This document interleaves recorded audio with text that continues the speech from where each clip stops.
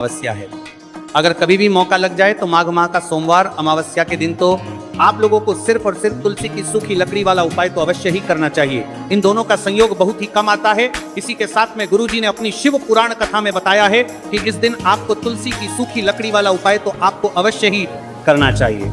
मैंने आपको लकड़ी वाला उपाय तो अवश्य ही करना चाहिए क्योंकि ऐसा दिन पूरे साल में सिर्फ एक ही बार आता है। और दोस्तों, आप सभी लोग जानते हो कि सोमवार का अगर सबसे बड़ा कोई उपाय है तो वह तुलसी की सूखी लकड़ी वाला उपाय है। तो दोस्तों, सोमवार अमावस्या के दिन आप लोगों के मेरा करना चाहिए, कोई इस तुलसी की सूखी लकड़ी वाला उपाय को जरूर करना है।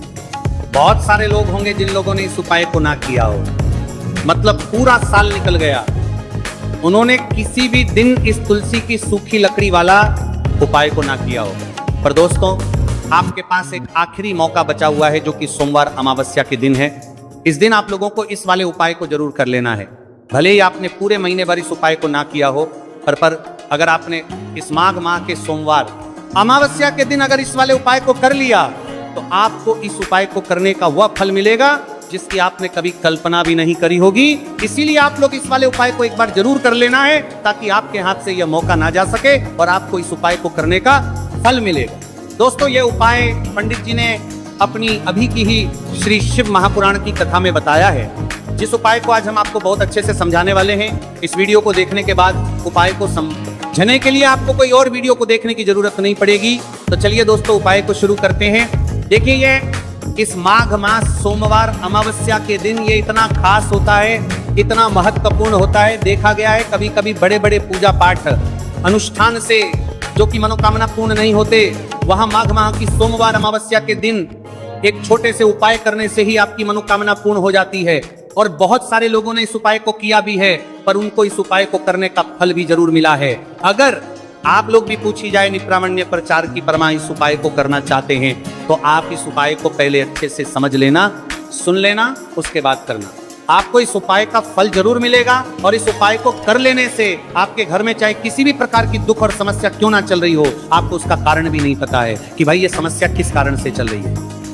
उसका कुछ भी कारण हो सकता है, जैसे पितृदोष हो सकता है या किसी भी तरह का मंगल दोष भी हो सकता है। तो इस दिन आप लोगों को ये वाला उपाय कर लेना है। यह कैसा उपाय है जिस उपाय को अगर किसी विशेष दिन पर किया जाए तो भाई उस विशेष दिन का जो है वह तो हमें मिलता ही मिलता है। पर हमने उस दिन पर इस उपाय को किया है तो हमें उससे भी बड़ा फल मिलता है, और फल बहुत जल्द ही मिलता है क्योंकि आप इस उपाय को बहुत ही बड़े और विशेष दिन पर कर रहे हो। तो चलिए अब उपाय के बारे में बात करते हैं, लेकिन उससे पहले आप लोगों में को यह जानना आवश्यक है कि आखिर यह उपाय किस समय करना है, किसको करना है और कैसे करना है। तो चलिए हम आगे आपको वीडियो में एक एक कर बता देते हैं। लेकिन उससे पहले अगर आप लोग हमारे चैनल पर पहली बार आए हैं या फिर मेरी आवाज़ आज पहली बार सुन रहे हैं तो हमारे चैनल को सब्सक्राइब जरूर कर लेना और इस वीडियो को लाइक करके कमेंट बॉक्स में श्री शिवाय नमस्तुभ्य ओम नमः शिवाय जरूर टाइप कर देना। तो दोस्तों, इस तुलसी की सूखी लकड़ी वाला उपाय को हमें सोमवार अमावस्या के दिन कैसे करना है, किसको करना है, किस समय करना है और कहां पर करना है, ये सारे सवालों के जवाब आपको इस वीडियो में मिल जाएंगे। और जो ये वीडियो देखेगा भाई, उसको तुलसी की सूखी लकड़ी वाला उपाय जरूर करना चाहिए क्योंकि इस दिन काला तिल का भी बहुत ही बड़ा और विशेष महत्व होता है। और जब बात आ जाए तुलसी की सूखी लकड़ी वाला उपाय की तो ये सोने पर सुहागा वाली बात हो जाती है और ये एक बहुत ही बड़ा उपाय होता है। अब दोस्तों, इस तुलसी की सूखी लकड़ी उपाय को आखिर करना किसको है, सबसे पहले हम लोग वो बात जान लेते हैं। तो देखो, घर की जो बड़ी माताएं बहनें होती हैं, उन माताओं बहनों में से कोई भी एक बड़ी माता बहन इस वाले उपाय को कर सकती है। और दोस्तों, अगर आप चाहे तो अपने घर में से सभी सदस्यों को भी इस उपाय को करवा सकते हैं। अगर किसी व्यक्ति की खुद की कोई मनोकामना है, खुद की कोई दुख और परेशानी है जो कि वो अपने लिए ही करना चाहता है, इस वाले उपाय को तो वो खुद अपने लिए भी कर सकता है। बाकी अगर कोई घर में से ऐसा है जो कि अपने पूरे घर परिवार की सुख और शांति के तुल्य लिए ये वाला उपाय करना चाहता है तो भाई वो भी कर सकता है। हो सकता है उसमें भी कोई दिक्कत वाली बात नहीं है। कहने का मतलब यह है कि इस उपाय को हर एक सदस्य भी कर सकता है और पूरे घर परिवार के सदस्य के लिए घर की बड़ी माताओं बहनों में से कोई एक माता बहन भी कर सकती है। माताएं बहनें अगर घर में उपस्थित ना हो या वह यह वाला उपाय ना कर पा रही हो तो फिर घर का कोई बड़ा सदस्य भी इस तुलसी की सूखी लकड़ी वाला उपाय को कर सकता है, चाहे फिर वह पुरुष ही क्यों ना हो, उसमें कोई भी दिक्कत वाली बात नहीं है। उसके बाद में दोस्तों जो अगला प्रश्न निकल कर आता है वो ये आता है इस उपाय को लेकर के कि आखिर इस उपाय को हमें किस समय करना है, सुबह के समय करना है कि शाम के समय करना है। तो देखो, इस वाले उपाय को आप लोग सुबह के समय भी कर सकते हो और शाम के समय प्रदोष काल में भी कर सकते हो। अब अगर आप पूछो कि भाई साहब सबसे उत्तम समय कौन सा रहेगा इस तुलसी की सूखी लकड़ी वाला उपाय को करना है, कहा तो हम आपसे बस यही कहेंगे कि इस उपाय को आप सुबह के समय करेंगे तो ज्यादा बेहतर होगा। बाकी अगर प्रदोष काल शाम के समय भी करेंगे तो भी अच्छा होगा, उसमें कोई भी दिक्कत वाली बात नहीं है। तो अब दोस्तों जो अगली सबसे बड़ी और महत्वपूर्ण बात आती है वो ये आती है कि सुबह अगर हम उपाय को करेंगे तो हमें कितने बजे से लेकर कितने बजे तक के बीच में करना है, और शाम के समय प्रदोष काल में करेंगे तो हमें कितने बजे से लेकर कितने बजे के बीच में करना है। तो देखो, सुबह जितनी जल्दी हो सके आप उपाय को करने की कोशिश करना। बाकी अगर किसी कारणवश लेट भी हो जाओ, थोड़ी देर भी हो जाए, तो 10 या 11 बजे तक भी आप उपाय कर लेना और 12 बजे से ज्यादा देरी ना हो, ठीक है, इस बात का ध्यान रखना। उसके बाद में दोस्तों अगर शाम के समय प्रदोष काल की बात करें, प्रदोष काल का जो समय है होता है वो शाम के 0 बजे से शुरू हो जाता है। मतलब शाम के प्रदोष काल की बात करें 0 बजे से शुरू हो जाता है, मतलब शाम के 0 बजे से शुरू हो जाता है, 0 बजे से शुरू हो जाता है, लेकर 7 के बीच का जो समय होता है यह समय प्रदोष काल का समय होता है। तो आप इस उपाय को 7 या 8 बजे के बीच में भी कर सकते हो। मतलब शाम के 0 बजे से रात 8:00 बजे के बीच में आप कभी भी इस वाले उपाय को कर सकते हो, उसमें कोई भी दिक्कत वाली बात नहीं है। देखिए, यदि हम किसी ई प्रकार के उपाय को निश्चित दिन और निश्चित तिथि पर करते हैं तो इसका हमें बहुत अधिक लाभ मिलता है, और इन उपायों को करने के बाद हमारे जीवन में बहुत अधिक पर परिवर्तन आता है।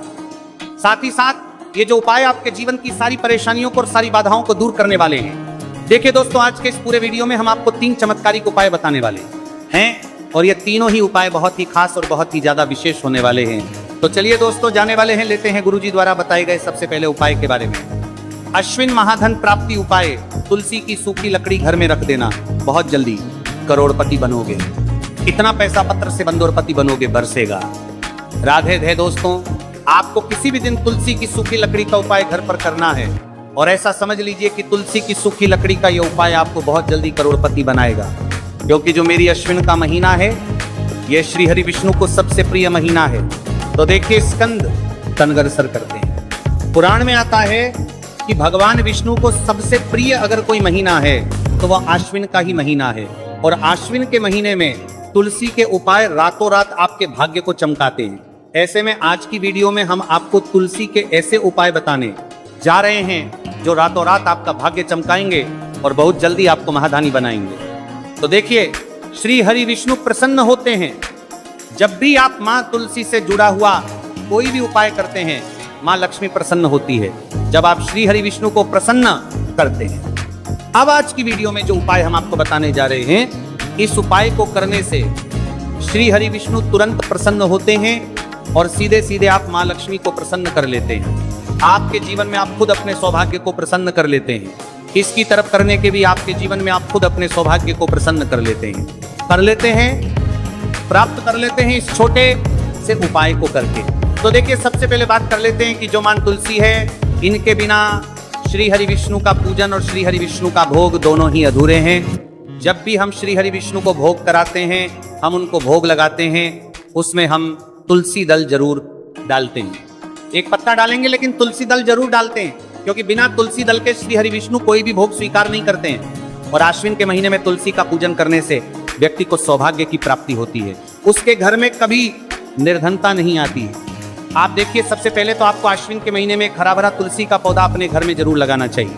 अगर पहले से आपके घर में तुलसी का हरा भरा पौधा है तो बहुत उत्तम है, अगर नहीं है तो आश्विन के महीने के लिए महीने में तुलसी जी का पौधा आप जरूर लेकर आ, क्योंकि सबसे श्रेष्ठ महीना है तुलसी के पौधे को अपने घर में लाकर लगाने के लिए। दूसरी चीज कि देखिए, आश्विन के महीने में या उससे पहले आपके घर में तुलसी जी का पौधा सूख गया है, और अगर तुलसी का पौधा आपके घर में सूखा हुआ है तो उससे कौन सा उपाय है जो आप करके रातों रात अपने भाग्य को चमका सकते हैं? तो देखिए अगर आपके घर में माध्यम में तुलसी जी का सूखा हुआ पौधा है, इसमें आपको हरे हरे भरे पौधे से उपाय नहीं करना। आपके घर में तुलसी जी का अगर सूखा हुआ पौधा है उसी से आप उपाय करेंगे, इस चीज का ध्यान रखेंगे। तो देखिए अगर तुलसी जी का पौधा सूख गया है तो आपको क्या करना है, उसकी छोटी छोटी कहानियां लेनी है, गिन के 7 कहानियां, ठीक है ना? कितनी कहानियां लेंगे?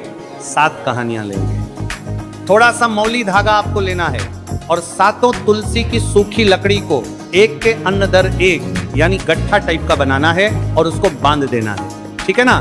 सारी तुलसी की लकड़ियों हमको इकट्ठा करना है और मौली धागे से बांध देना है। बांध देंगे कलावा लपेट कर। अब आपको क्या करना है, रोली का तिलक इस तुलसी की सूखी लकड़ी पर आपको करना है।